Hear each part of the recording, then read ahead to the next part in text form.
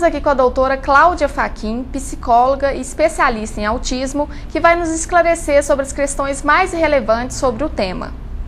Doutora Cláudia, como que é o seu trabalho com os autistas? Está tendo autistas, né, várias faixas etárias e graus de comprometimento, né, desde os pequenininhos, a partir de 1 ano e pouquinho, quando já aparecem os primeiros sinais e eles chegam para um diagnóstico, para uma percepção, uma coleta dos sinais, até autistas adultos, né, que trabalham, fazem faculdade. Então realmente é um espectro muito grande, né, a variedade, digamos assim, de habilidades cognitivas muito grandes. Então a gente tem que adequar a necessidade de cada paciente, né? Obviamente uma criança que não fala, que não tem as habilidades muito comprometidas, a gente vai fazer um treino muito comportamental, né? Vai treinar os pais, a escola, né? Eu procuro sempre manter um contato com a equipe toda que atende, TO, fono, médico, né? O psiquiatra que acompanha essa criança, porque a maioria delas toma uma medicação para auxiliar, né?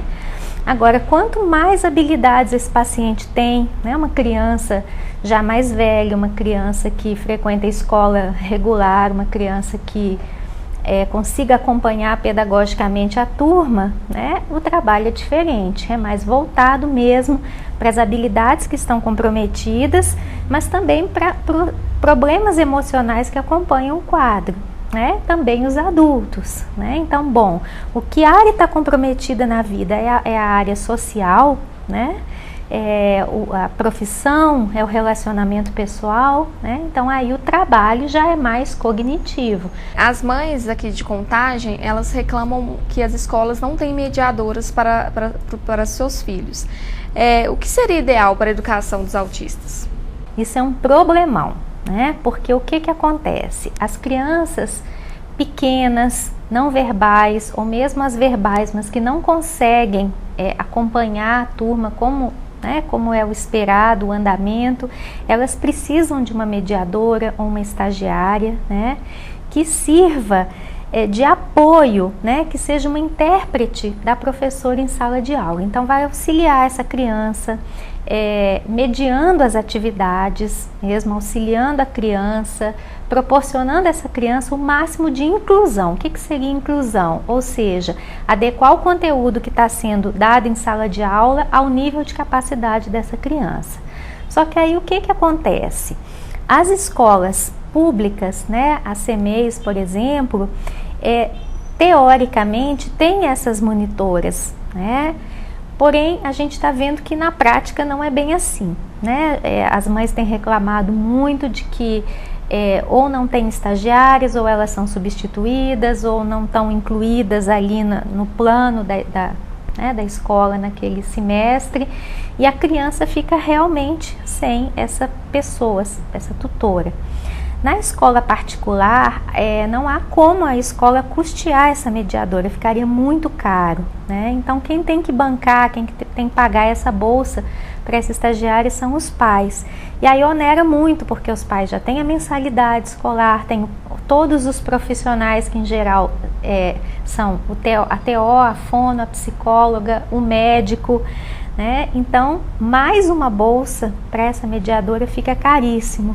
Então, as duas opções estão deixando a desejar, no sentido de que nem todos os pais, né, estão tendo condição de ter essa pessoa com seu filho na sala de aula, e a criança acaba perdendo um tempo preciosíssimo do desenvolvimento, né?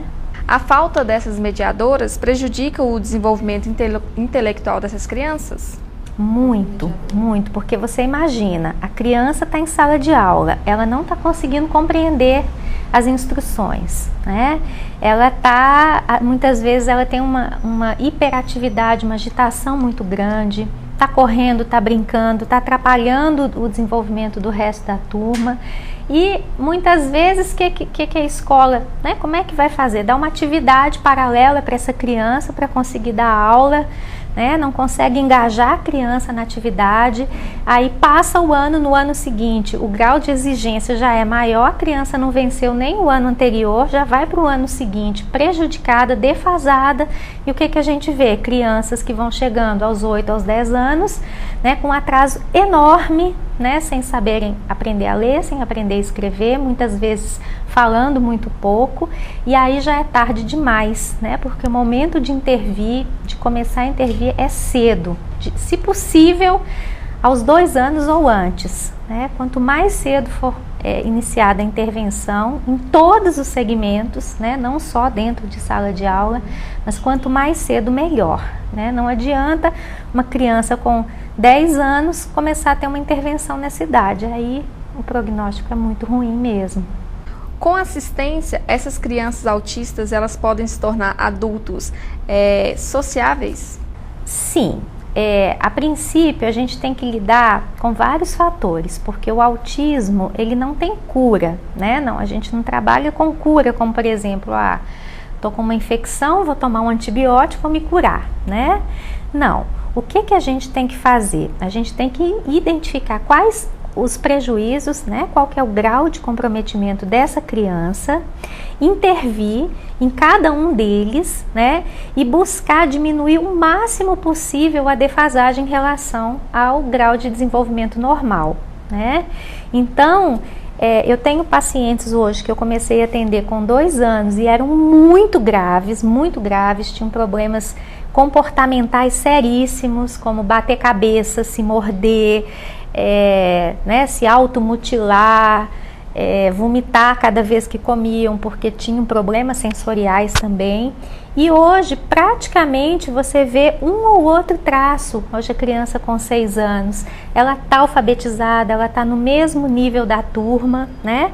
Claro que algumas coisas ainda sobram, né? Você não sana totalmente, né? Por exemplo, no desenvolvimento social, pode ser que essa criança ainda fique com uma dificuldade social de expressar a linguagem tão bem quanto as outras, né?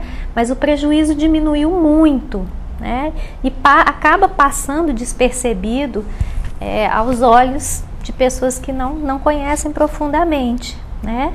Agora, é claro, isso varia muito, né, do grau de inteligência da criança, do empenho da família, do início de intervenção, se foi cedo, se não foi, se teve alguém na escola que compreendia, que ajudou, né, que pôde participar, é tudo junto, é uma gama muito complexa. Então, quando a gente vê 2 crianças pequenininhas com traços de autismo, a gente não sabe a princípio identificar como que vai ser a evolução dessa criança, né? Se ela vai realmente evoluir para um quadro ótimo, né? Que daqui a pouco vai ser muito difícil perceber, ou se vai ser uma criança que daqui a alguns anos você vai ver, puxa, ela evoluiu, mas não tanto quanto algumas outras, ou o que a gente esperava, né? Como os pais podem identificar os sinais de autismo? Isso é importantíssimo, né? Porque como eu falei assim, que a detecção precoce é fundamental, né? Então o bebê, né? O bebezinho, quando já começa aquela fase do olhar compartilhado, né? Que o bebê muito cedo ele já, né? Ele vê o rosto da mãe, ele sorri, né? Ou ele acompanha com o olhar, né? Principalmente a mãe. Às vezes chega um estranho, ele chora, mas se entra a mãe, ele ri, né? A mãe vira a cabeça, o bebê vira também. Se a mãe identificar que essa criança não está tendo esses sinais, já é o primeiro passo para procurar um especialista, né? Um psiquiatra infantil que tenha um olhar para o autismo, porque não necessariamente essa criança vai ter autismo, mas se a gente consegue identificar esses primeiros traços, a gente, vamos ficar de olho, né? Chega 1 ano, essa criança continua não verbal, continua não falando nada, ou tendo ecolalias, que a gente chama, né? Que é repetindo os sons da televisão, os desenhos, mas na hora de falar ela não fala, isso é altamente indicativo de que tem alguma questão, né? Inclusive tem crianças que cantam perfeitamente, cantam até em inglês perfeitamente, mas não falam, né? Elas não conseguem expressar o desejo delas, o que elas querem, mas ficam repetindo as musiquinhas, os jingles. Então esses são os primeiros sinais que aparecem. Outra coisa que também pode aparecer são os sinais sensoriais. Por exemplo, a criança que tem muito desconforto, não tolera sapato, não tolera roupa, barulho alto, ela tampa os ouvidos, ela fica muito incomodada, vai escovar os dentes, vomita, se tem uma comida com caroço, ela vomita, né? São desconfortos, tem um excesso muitas vezes de sensibilidade, né? Mas o sinal que eu colocaria como mais importante é justamente esse, o olhar compartilhado. Essa criança não acompanha com os olhos os rostos, tem predileção por objetos que brilham, objetos que rodam. Pegar a tampa da panela de pressão e ficar 20 minutos rodando aquela válvula está esquisito. Quer dizer, ela está muito mais preocupada com o movimento do que com o significado do brinquedo. São indicativos.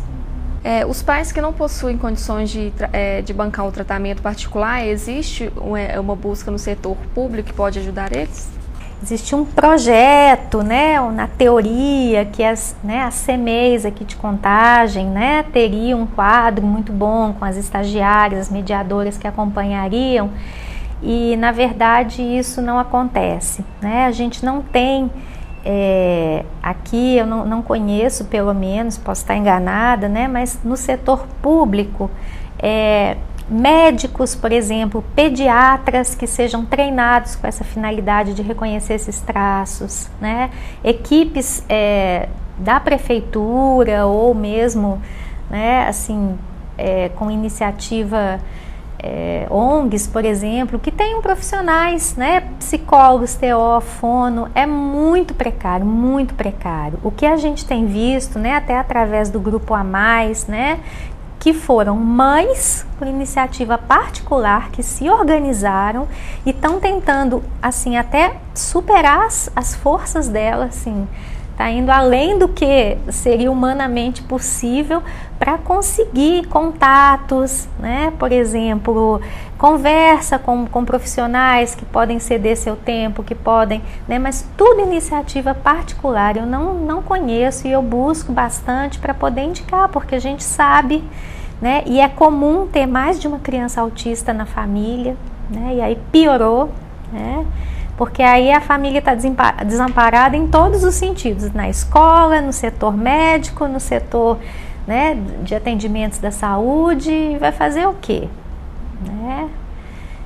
Realmente, a gente tem notícia agora, por exemplo, em Nova Contagem, da ecoterapia, que é muito indicado para autismo, e tem uma parceria legal, assim, os pais se inscrevem e podem ganhar tipo uma bolsa, com a iniciativa privada, de pessoas que se dispõem a pagar bolsas de 6 meses de terapia em ecoterapia, com os cavalos e tudo.